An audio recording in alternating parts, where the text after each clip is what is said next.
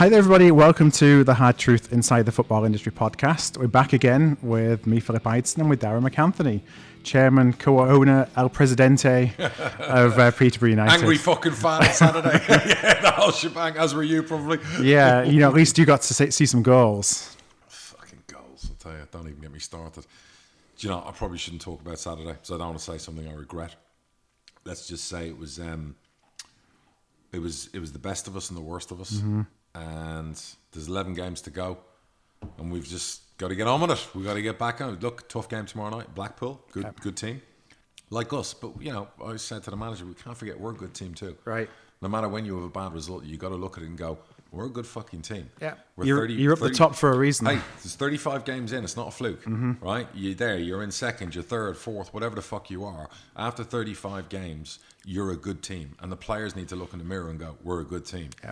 And we might have shat the bed, you know what I mean, a couple of times recently, but you're bloody good players. And, you want to get over the injuries and losing. I'm sick of seeing us having to change a winning team, because you're losing the player the day before. But I did say this was going to happen. Yeah. And again, my partners who are always optimists always remind me, well, everyone else kind of drew as well. But I'm like, yeah, but big teams around us aren't going to keep doing that. Yeah, you got to take your chances. You got to do it, you know what I mean? And particularly against teams who haven't won at home for 5 fucking months. So, and for people that didn't see the score, you drew 3-3, right? Yeah, like I said, I don't want to talk about the performance, but here's the reality of the situation. If you're not beating teams struggling, and you're not winning away games, and you're not putting the foot down on people's neck when you're 2-0 up or whatever else, you got no chance and no right to win promotion. Yeah. So the players need to fix that. I'll leave it to the manager and the players. I won't go into too much more. I don't want to criticise them. It's a lot of games, a lot of time. I'm not making excuses for them either. They all know on Saturday what happened wasn't acceptable. If they want to be championship footballers, they want to have any chance whatsoever, you can't be doing what we did on Saturday. The one thing I know about it is there's some strong characters in there, and I'm hoping that, it's a one-off, it's a blip. And I'm always of the mind, if you have 30 shots on goal and draw 3-3, okay, you could have won a game 10-0, you drew 3-3. So we know we've got to do better. And we've been really, really good defensively this year. And unfortunately, not so good recently. So it's been there before, it can be done again. A long way to go. Yeah. I keep saying this all the time. It sounds boring, do you know what I mean? But 11 games may as well be 20 games. So, but again, it's a league with a lot of big teams, a lot of good managers. It's relentless. You're playing a Portsmouth on a Tuesday. You're playing a Rochdale on a Saturday, and then you're playing a Blackpool Tuesday, a Sunderland a couple of weeks later. It's what it is. Like you're on a golden run. Runs never last forever in League One. It does if you're Man City, but it doesn't when you're in League One or League Two. And now you've got to find a way to get winning again. Yeah, it's we drew 0-0 and talk about runs. We last couple of games we lost to Carlisle, who hadn't won in 9.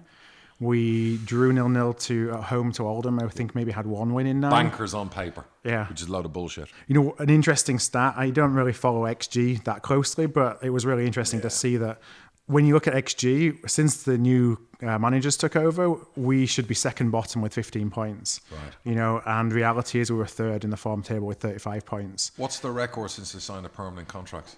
I'm not sure, because I can't remember exactly when they signed it, but it's going to be... we've probably lost as many as we've won, if not lost more than we've won since they signed the permanent contract. We haven't won in 4 now. It's amazing, isn't it? The minute you do that, years ago, I had a guy come in caretaker and we won 6 and 7. Then I gave him a permanent contract, and then we just tap it off. It disappeared. Yeah, what's going to be interesting right now is, they got to where they did through pretty pragmatic, dull football, but they fixed what was broken. Okay. So the question that I have is that their style, or were they doing that because they needed to with the players they had? Sure. I think that dull, pragmatic football's not going to... we're not going to do it for a team like City. Well, now we'll find out more about these guys as managers. Now they've had a sticky run. You find out a lot about people. I'll find out about my players tomorrow night. Yeah. You find out a lot about people we talk about this in the business podcast later, perseverance and reaction and reacting to setbacks. It's like a true champion reacts from a setback by winning. Yeah. And someone who is normal and average will go along and probably have another setback and be a little bit bumpy and rocky, but a winner, a real champion, somebody who wants it, a team who wants it. Go, fuck that. That can't happen again. Yeah. Here we go. We're not going to let it happen. We're not going to let it happen again. So let's see now if Bradford, Posh can show that. You know what I mean? Like that kind of spirit that they need. Yeah, we got a couple of away games that are winnable based on league table. So we got Scunthorpe away and Colchester away. You, stop. And I say this to fans, I say this to my partners, I say it to my dad. Oh, you got Rochdale, you got whatever. I'm like, stop. You cannot look at it that way. Not during COVID. I'm sorry. Yep. If you look at results in all the leagues, it's the most bizarre thing. I would hate to be a bookie. And I keep telling people, don't be a mug and bet on games because it's so unpredictable. You've no idea how unpredictable it is. Like you're talking about, we got winnable. Every game on paper is the same. You have to treat it that way. And if you're a player, don't fall for that either. I sometimes worry that my players fall for that. Oh, well, we're playing such and such. Yeah, the fourth we bottom. just got to turn up. Let me tell you, playing bottom of the table right now is the same as playing top of the table. They got something to fight for, don't they? Correct. Equally as tough. More pressure on you, because if you're playing top, okay, you're not expected maybe to win. Yeah. If you're playing bottom, you are. Yeah. So the variables, are it's different. Yeah. So again, stop. Unless you're playing Man City, there's no foregone conclusion, is there? No. Yeah, I mean, that's just the way it goes. Do you know what I mean? So I've learned that with Liverpool's results this year as well. Now, you talked about managers in League One, big clubs in League One. So since we last spoke, we got Nigel Adkins taking over at Charlton, and then Danny and Nicky Cowley going into Portsmouth. Yeah. Some good quality managers. Obviously, you throw in Paul Cook recently. So big jobs. Lee Boyer's obviously left, Charlton. I mean, some massive. I mean, if you told me like 7-8 weeks ago that three or four of the top 10 in League One would change managers, you'd be like, no chance, But yeah, I mean, the Crowley brothers obviously are I call Cowley brothers.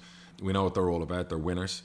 So that's a hell of an appointment. Surprised it's only to the end of the season. Yeah, that was going to be my question because it seemed strange it was only to the end of the season. I don't know whether that's them or is it Portsmouth. I don't know. I mean that's a great job. It's a great project. It's like, if you were going in there as a management team, you'd want 2.5, 3 years. Yeah. Good owners, great fan base, just a big club. So I'm not sure. I don't know whose that is. Maybe we'll find out in time. But my pal, the CEO, Mark, who runs Portsmouth, that's definitely a good appointment. I obviously met, Danny in the summer when he was out of work. So, we played Portsmouth obviously just before that. And you could tell the players had gone up a gear. We were hoping to get to Portsmouth. They got beaten by Northampton 4 or 5-0. But good teams don't do that forever. Eventually the players kind of like bite back and they work bloody hard against us, So, and then obviously the other one is Nigel Atkins. Yeah, I was always a fan of Nigel. We had spars with his Scunthorpe team when we got promoted. They went up, we went up. They came down, we went down. Always liked the way he played football. Then he got Southampton rocking and rolling. He is a football guy. Ex-goalkeeper, I think he was, wasn't he? Or physio? Physio, wasn't he? Was he a goalie as well? Maybe. Yeah, I remember him as a physio. But he's one of them positive-minded people. If you hear him talk, he's like a walking, talking Tony Robbins book. But it works very well for him. And I like him. And that's a good choice from Charlton. I saw their chairman talking about buying his playoff final tickets, his flight tickets. So I remember that kind of optimism I had 15 years ago. You know what I mean? It's like the years go by, they beat that out of you. Yeah, back this is 20 years ago. In fact, it's more than that now, scarily. We got to the playoffs in 96 when Sam Allardyce was Blackpool manager, actually. Gotcha. And, they beat us 2-0 at home in the first Valley Parade, the first leg, and they were all making their plans for Wembley. The coaches, how to book the coaches was in the programme, and we came back and beat them 3-0 at their place. Yeah, you know me, it was never tempt fate. Never tempt fate. But listen, fair play. Do you know what I mean? It is what it is.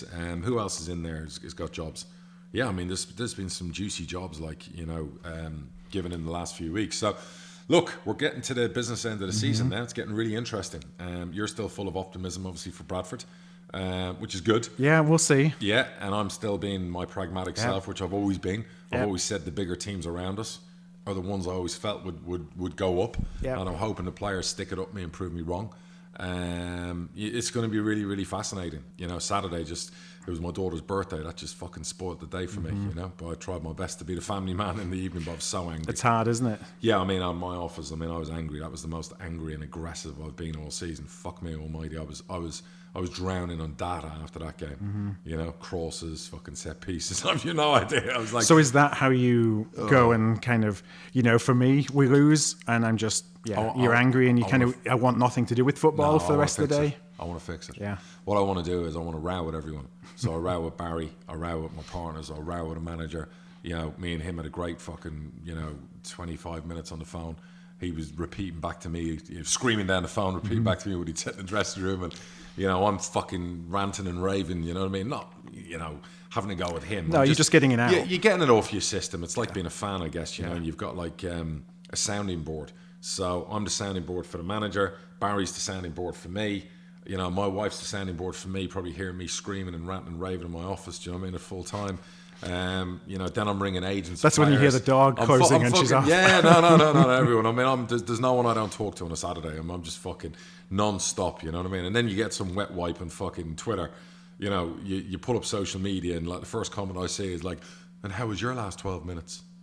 And it's just like, you fucking pencil dick motherfucker. I'll tell you, if you were brave enough to put your address, I'd hire a jet. I'd be in your house in 9 hours. Do you know what I mean? Like that stage is like, no, I don't let people wind me up that much, do I? But so no, I'm one of them people. And then what I do is I tend to get stuck into the data of the game, the data of the last 4 or 5 games. I start looking for patterns. I start looking for things, and I'm always looking for an inch to win. And any little thing. Find the reason. Yeah. So I'll say to the gaff the following day on a Sunday, I'll send over like 5 points and go, look, this is really interesting information. Maybe you want to have a look at it. And I never impose anything on him. He likes me giving him, my thoughts and ideas, and he might pick one. He'll fucking ignore all 5. That's up to him. He'll do what he's got to do. I've full trust in him. He's a fucking top manager. But that's how I handle things. And on a Sunday, we'll always chat then on a Sunday, and I couldn't wait to get up on Sunday morning. Sunday morning anyway for me, and we'll talk about it in the business podcast later, my schedule. I always spend about 2 hours on a Sunday morning cleaning up the week and prepping for the week ahead. Yeah. So, and some of that's football shit. Yeah. Now we're talking about recruiting. Sure. I saw that Walsall are looking for a director of football. What was interesting to me about that was that they published the job ad publicly, and it's not something you see very often. And I just wondered, why don't you see that? Is it because the industry already kind of gets to work, if you will? I guess you could save money. I mean, I wouldn't spend money on an advert. I'd put it on our website. I'd put it on social media. I'd speak to my Sky contacts. Why would you spend money on putting the advert? It's like going to a recruitment company to hire a director of football. I wouldn't waste the fucking money. And in the era of COVID, you need every pound note. I mean, if also want a director of football, ring me and I'll give you 3. Right. For free. But fair play to them if that's the way they want to go. I don't know. They've had a new owner there. They've had a rocky period. It's a good club. But yeah, I mean, for recruiting, you don't need to go to those ends, in my opinion, anyway. You put your season tickets on sale, I think, the last week or two. I think we did, yeah. My partner's very much involved in that with Chris Brewer as well. I was kind of away when all the conversations backwards and forwards, and I didn't want to because I was on a 2-week break. I was like, fuck me, last time we went through all of this, I was on Zoom every day. But yeah, they're out there for our fans. Yeah, it's nice for everyone to get some, hopefully, enthusiasm for returning. They're back. And there's an appetite, and there's a pent-up appetite, and they're selling very well. And we've told people this time, if there's any issues, you get your money back. Yeah. You know what I mean? Straight away, if we see there's any fucking around from the UK government, I don't think there will be. I think these wet wipes who fucking love a lockdown will be forced with the empty fucking hospitals by August, that they're going to have to let normality resume. Sorry, Corona bros, I know that breaks your fucking heart where you're cashing your furlough check. But fuck you, we're going back to normal. And some good cash flow for the club, I'm sure, as well. Not really. It's in the budget already. It's, if you don't hit metrics and marks and whatever, it's not. It just means a bigger hole. But of course, I mean, when you've got no income really, that is one of your income streams. And I'm very, very thankful to our fans. They've stayed with us. And I know some people are feeling rough over missing all of the games this fucking season. But hopefully the ultimate payoff will be to give them something to celebrate. And hopefully they'll be paying for higher football. You got any idea what's going to happen with iFollow next year? No idea. It'd be interesting to see what they do. It's funny because I bought a ticket the other day and I watched the Sunderland Accrington Stanley match, and Sunderland have their own format. It wasn't iFollow. And I'd done it before. Charlton do the same. They have their own in-studio guys, commentators talking to each other and covering the game. Like they're making it like a studio production. Yeah, Charlton's was really good. Fair play to Charlton. They've got like Scott Minto doing it. Alan Kerbisey on at the time. And I know Randy, my partner, wants to do our own type thing away from iFollow, and he wants to do some pilot programs on it. And I think if iFollow doesn't get his shit together, more and more clubs are going to sign out of it and do their own in-house production. It's got to be the way. Yeah, it's going to be interesting to see because now there's this appetite, historically you would not want it because you don't want to take fans out from going and attending the games. But you're still going to have a percentage of fans frightened because of the news and all the shit that's gone into their heads. You're still going to have these people who are going to be like worried about going to games. Do you know what I mean? So some people, you're going to lose them to the streaming world. They're not going to want to leave their house for a couple of years. Unfortunately, I've met some people like that. There are going to be people like that. Yeah, and for an away game, now you can get 3,000, say 3,000 because that's how many we've been selling, and Bolton the same. 3,000 people buying away tickets. It's incredible. I mean, it's for income for both clubs. It's brilliant. I mean, the markups and the way it's done, it's not a great science. We don't make much money from my follow, and now Sky have put us on TV against Sunderland. Which renders the IFO. My finance person told me we would have made more money from my follow selling to Sunderland fans than I guess Sky. For Sunderland, yeah. So that's hit us again. Something fucking great.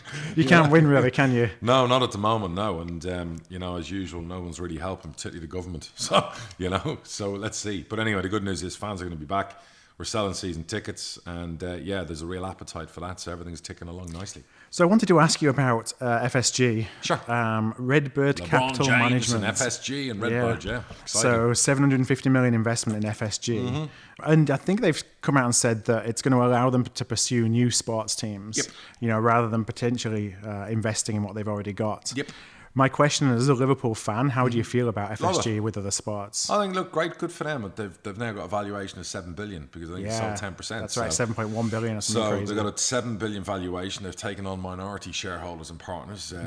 What's his name? Henry still John Henry still has total control. Yeah. Fucking ideal. He's probably taken a couple $100 million for himself. I think they took 300 or 400 million out. Yeah, there you go. Happy days. Do you know what I mean? A new house, wherever. But you're within your right. We spoke last week about Man United doing the same, and Liverpool obviously see opportunities further afield. They have a model. They've done well with the Red Sox. They've done well with Liverpool. They bought two iconic brands. They've the multiples and what they're worth since they bought them. It's been very successful. It's allowed them to have a $7 billion valuation. Yeah. So what they'll do now is Man City have got that march and everyone else. It's something I've been working on for 9 months is multi-club ownership. Yeah. And my partners and everyone around me will tell you that. I've worked my ass off on that. I believe in it. I think it's massive. I want to do it. And obviously the bigger clubs are doing it. City now have 10, 11 clubs in the football group. So if Liverpool are serious about it, they've also bought a data company, I believe. So again, another thing close to my heart. Breaks my heart because big people with bigger wallets than me are do the things you wanted to do that I've had ideas a year ago to do. So I think it's good news. If Liverpool fans are expecting Liverpool to spend 200 million this summer, forget it. It's not the model. It's not what they do. It's not how they built all this equity and success. Yeah. So don't get too excited. It's not really going to affect Liverpool. But for the group itself, it'll be good. Now, as a fan, though, do you look at that and say, well, that means that FSG is going to be distracted. They're going to have a new shiny toy. It might actually divert resources away from Liverpool. No, because they run the Red Sox and Liverpool very successfully. Two massive, iconic brands. They've had success. They've won World Series. My dad's a Red Sox fan. Liverpool have won the first Premier League title, Champions League. No, I've always been critical of FSG that they haven't maybe given Klopp the financial backing the last 3 years that he should have had. And that's obviously now blown up in their face a little bit. I don't think Liverpool fans can maybe say, oh, they're going to be distracted. No, I think it'll make them a stronger group.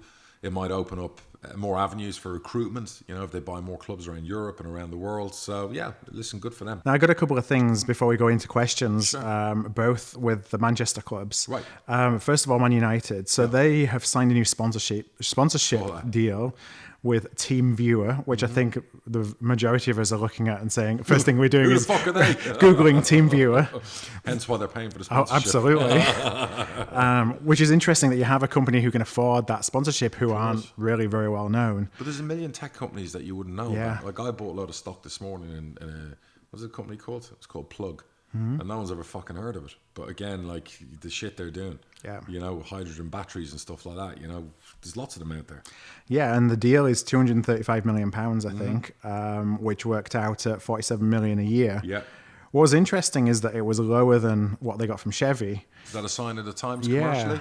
Potentially. I mean, obviously, you say that and then you look at the NFL, they've just signed an $11 billion TV deal. Yeah. 11 fucking billion. Are you kidding me? So I don't know. Is that, look, you put a price on a sponsorship package, is someone willing to pay it? if that was the best they had on the table, that's what they did. Maybe there's perks, incentives in there that will make it better than the Chevy deal. Maybe they can still sell like another auto company is going to be the official auto partner. And you've got to be creative as a commercial. Like my commercial manager, Alex, is brilliant. And he got really creative. We sold naming rights in the stadium, and then he got creative and decided, well, let's sell stand rights as well. So now we're selling the stadium and 4 stands. Then he got creative. Some of my ideas as well, by the way. Training ground. Yeah. You know, academy. Yeah. The youth team. You know, to be commercial, you got to be sales driven. You got to be marketing driven. You got to be thinking. One day, I remember saying to my office a couple of years ago, "Why don't we ever sell the Twitter account?" And he was like, "What do you mean?" I'm like, "Well, our Twitter account. Why don't we have a sponsor pay us 10 grand for that?" And he was like, "That's a fucking great idea." And he went out and he got 10 grand. When you're in sales, you sell your grandmother. Yep. That's what you do. United commercially have been one of the biggest success stories in the last probably 2 decades for commercial growth. It's just they have an office in London that just sells commercials. So as the pandemic subsides and we move past it, normality resumes even in those markets. Might take a couple of years. Yep. And I guess what United are looking at with that kind of deal is a bird in the hand. Yeah. During a really shitty time. Yeah, get the deal signed. And yeah. What is, outside of those, the top clubs who are on TV all the time, what's shirt sponsorship worth? I mean, is it kind of a throwaway? It's just nice to get some money for? Or is it a big part of your commercial offering? No, I mean, when I first came in, it was something I pushed big time 15 years ago. Yeah. And I bought out our previous shirt sponsors because they were paying like 25 grand a year. So I bought it out.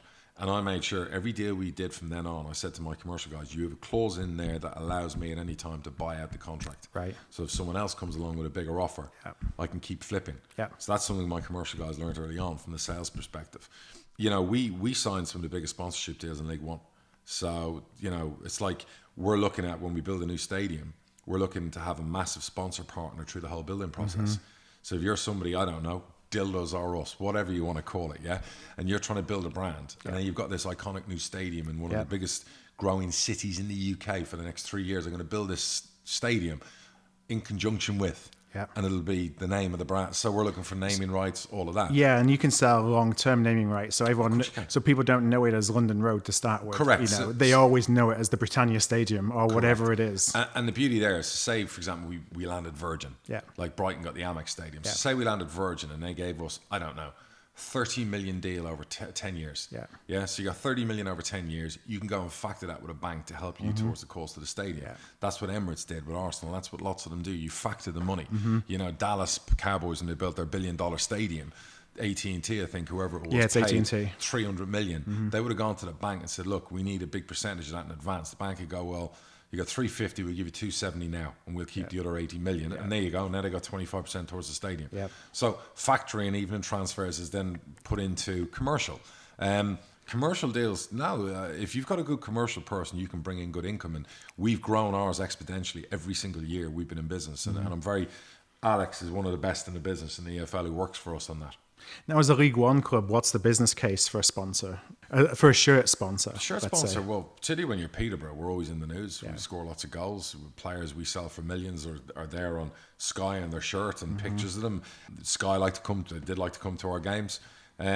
You have a pitch. So, of course, we're worth sponsoring. If you're a new business that moved into Peterborough, we had a foreign Norwegian company once who came in and they wanted to make a splash. So they rented space at the stadium. They put their names on the stadium. They wanted their names on the shirt. We wanted an energy company who wanted to do energy deals in Peterborough. We had a problem in the end getting paid, but we got our money. But again, see all this, the energy, the climate change. But again, they put their names on the shirts. So there's always a reason, you know what I mean? Bradford, the reason it'd be, well, you got 20,000 fans every week. And as much as it's a big place, Bradford, it's a small community. So, if I go in there with my bike company and I want to sell electric bikes all over Bradford, I'll go sponsor Bradford. You got a pretty captive audience. I will put Velo e-mopeds on the shirts straight away. And that's I'm a partner to the club. So people are wanting to pay money for that kind of shit. So it's big. And the other side of Manchester I wanted to talk about was Man City. I read yesterday replacing 1,100 seats with an additional row of advertising boards. Simple maths. Basically at the top, advertising boards are worth more than bums on seats. Absolutely. There you go. Someone's done the maths. Someone's got a calculator out and gone, well, actually, we can bring this in per year versus this per year. The seats are gone. You can just imagine the whole stadium being absolutely. Dallas Cowboys size scoreboards. Correct, but what did I say about money talks and bullshit walks? And that's the hard truth. So someone's done their maths really well there, and they made the right call, obviously, and there's more income for Manchester City. Now, have you ever looked at electric boards? Wasn't financially viable with the league we're in. When we're in the Championship, I would imagine we'll have them. All right, well, we've got a lot of questions this week, so let's take a quick break. Before we go to the break, hardtruthbusiness.com, subscribe to the new business service. It's growing. It's a great community. We're doing a live Zoom call with all of our members in 2 weeks. We're listening to business pitches. There's money on offer for investment. If your fingers in your ass, if you're feeling down, if you're feeling low, you need a big lift, this is the subscription you need to pay for, because you're going to love it. You get daily access to me. I'm emailing, messaging with all the members every day. You will love this. So go to hardtruthbusiness.com and go sign up. It's for less than 30p a day. Yeah, and I love the fact that everyone's helping each other as well. It's brilliant. Yeah. They're all working together. There are people saying, it's not just me in there. There are other like-minded business people saying, oh, you got a new business? Here's an idea. Yeah. Oh, I'm going to help you with this. Da-da-da. Like I said, less than 30p a day. This thing could be life-changing for some people. So go sign up, hardtruthbusiness.com. All right. With that, we're going to the break. Welcome back, everybody. Let's go straight into the questions. We have a ton of questions this week, so let's see if we get through them all. I'm going to start with Adam, who's a Blackburn fan, and he wanted to know if you'd seen much of Harvey Elliott. Sorry, I'm tripping over my words here. Harvey Elliott, who is on loan at Blackburn from Liverpool. He says 33 matches, 10 assists, 5 goals, and he's a 17-year-old. Unbelievable. And by the way, when he was 15 or 16, he looked like a 30-year-old. This kid looks like years older. Let me tell you, probably the biggest mistake Liverpool made this season, not having a recall clause in that kid, because we could have done with him in Jan and Feb. His energy, the way he plays, when you look at how we were offensively, we weren't getting in between the lines, we weren't creating goals, we weren't making, bar the front three, no one else was making goals. Do you know what I mean? What we would do to have that kid in our team right now, he will play for England next year. I don't know if he's Welsh or English, but he will play for England, in my opinion. And he will be in our 11 next year. Yeah, so you think he's a fast track to the first team? I think he's top class. Yeah. I think that kid's got it all. What he's doing in the Championship at 17, that physical, it's more physical than the Prem. I think Klopp's going to love his style of play. And he's built for Klopp, because he's all action, he's non-stop, he's got an eye for a goal, he's got an eye for making a goal. The energy levels, fucking unbelievable talent. Absolute bargain. So for Blackburn fans, enjoying while you've got him? Yeah, 100%. I mean, Christ, yes. Obviously it hasn't worked out for them, I don't think, in a promotion race, but what they've done for his career this year as well, it's a two-pronged thing. But no, big player next year for Liverpool. Big player. I got a question from Liam, who's a Sunderland fan. Yep. Liam says he just wanted to get your take on Sunderland having about 20 players out of contract in the summer. He said that it's, in one hand, he says it seems like real mismanagement to be left in that situation. On the other hand, gives us great flexibility if we get promoted. It's brilliant for the new owners. If I was buying a club tomorrow, I wouldn't want to buy a club where you're going in and there's a load of players on 2, 3, we spoke about this before, on long contracts where my job is tougher. Like when I bought Peterborough, I knew there was X amount of players had a year left, so it was easier. I could come to compromise agreements to get rid of people. Okay, I'd have to write some checks, but they wouldn't be that big. If you go in there, a club the size of Sunderland, you're going to, particularly like the new wealth they've now got, they've got a very wealthy family that own the club. So they're going to be going for a big time in the fucking summer. So the idea that they can get rid of, I suppose you would call some of it deadwood, some of its assets, some of its players you're going to want to keep, it's ideal, in my opinion. I think it's the perfect to have, because you've also got players right now playing for their careers, which also keeps them kind of like hungry and honest. And, you're just going to have a scenario in the summer where Lee Johnson and the Sunderland board will just take out a fresh page and just go, right, who are we keeping? Who do we want? And off we go. It's like playing Football Manager, isn't it? It's perfect. I think it's ideal for Sunderland. Sunderland will go into a golden period. Do you know what I mean? Based off the back of it. So, yeah, absolutely. Yeah, I mean, it's whatever happens to them, whether they stay in League One. In fact, it'd probably be a better situation for them if they get promoted, because they can 100%. They can go and get Championship players. Exactly. They can bring in Premier League loans. They can go out and recruit, whatever they want to do. I don't know what the recruitment process is, or if they have a director of football with the new ownership, or maybe they're going to wait till the summer. Maybe the owners are coming and going, let's see where this takes us this season, and then we can make our slight adjustments in the summer. So I just think for Sunderland fans, it's a brilliant time, and well deserved, because they've had a few you, like, they've had some hard times. They've had some hard times, yeah. I've got a question from Jeff, who said he's a Borough fan, so I'm going to guess that that's Middlesbrough. Sure. And then I'll have him come back and say, no, it was really Scarborough. How many footballers are given a relegation release clause? And have you ever wanted a club to go down so you could target players that have release clauses? No. I've never been fortunate to be in a position where we could afford to nick talent from teams getting relegated, from big clubs or whatever you might say. But look, I'm sure there's more and more clauses nowadays because of the pandemic and everything that's happened that have been put in. Who'd have ever thought we would have had a scenario where we don't have football for months and months, so we can't pay all your wages? I'm sure that's gone into some contracts. I'm sure there's a pandemic clause gone in to contracts. Would I have in there that players can leave for free if relegated? No. If I'm buying a player, if it's a free transfer and they're coming to a Peterborough and they're like, look, we're only going to play for you in the Championship, it's the only way I could get them to sign, maybe. But I'm not one for changing massively.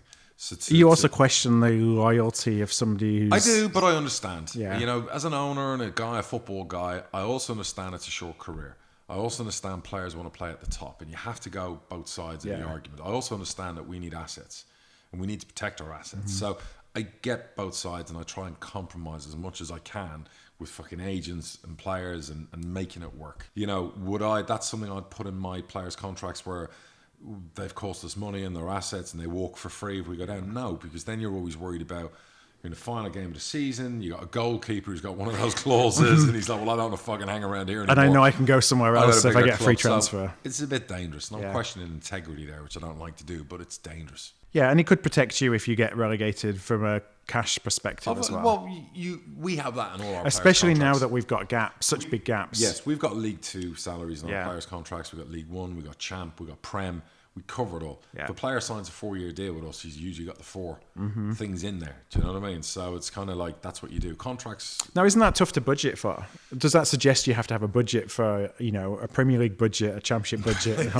Or are you just kind of, I'd be very excited to be designing a Premier League budget. Exactly. Like throwing numbers that as market value for that player if you get No, not really, because, if you're a small club or a smaller club, so you have a player on, I don't know, and these aren't real figures. Let's say they're on $1,000 in League 2, they're on $2,000 in League 1, they're on $4,000 in the Champ, and then you put $10,000 for the Prem, which is still really low in the Prem. But that's what you do when you're doing that, contract across different leagues to cover all bases, Really and if you ever found yourself in the Prem and they're not going to be saying, okay, I've got this contract for $10,000, they're going to be knocking on your door saying, hang on a minute, market value of me now is, one of those is people, 50. I'm always moving and evolving, so I'm always changing contracts, I'm always upping contracts, if someone deserves a new contract, they get in it. Even if someone signs a 4-year deal and they go out and have the season of their life, I'm ripping it up and giving them a new one. I've done it over and over, for younger players and whatever, and it's the right way to do it, because it's like you reward success and growth. Yeah, and you don't want to hold them against their will. Not a chance, so no way. Another question from Jeff. Do you have any worries about losing fans who maybe look at different ways of spending money or using things like iFollow, like we talked about earlier, rather than a live football experience when they're budgeting for next season?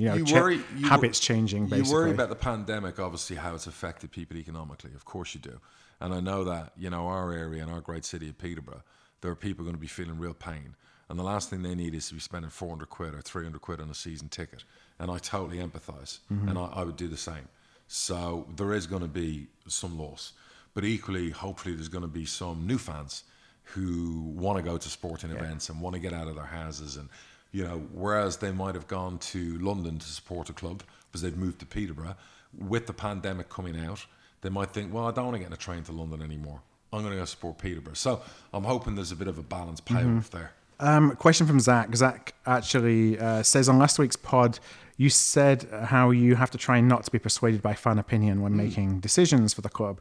But are there situations, particularly managerial, where you kind of almost have to give in to the fans? And I think he cites Kenny Jackett and Paul Lambert as a couple of examples. Yeah, are you giving in to the fans or are you giving in to the staleness of what's going on? So if you've got a situation where your manager is not popular with fans, who is obviously not popular with your players, who, if you look at a trajectory, isn't going that way, is either going flat line or that way, that's a decision you're going to make anyway. Fans aren't going to make me fire a manager. So, but many elements would. Of course, they're your customer base and you want to listen to your customer base. And the ultimate goal is winning, to help your customer base and your fan base and your family. So having the best manager and a winning manager always helps. But, you know, no manager is 100% loved.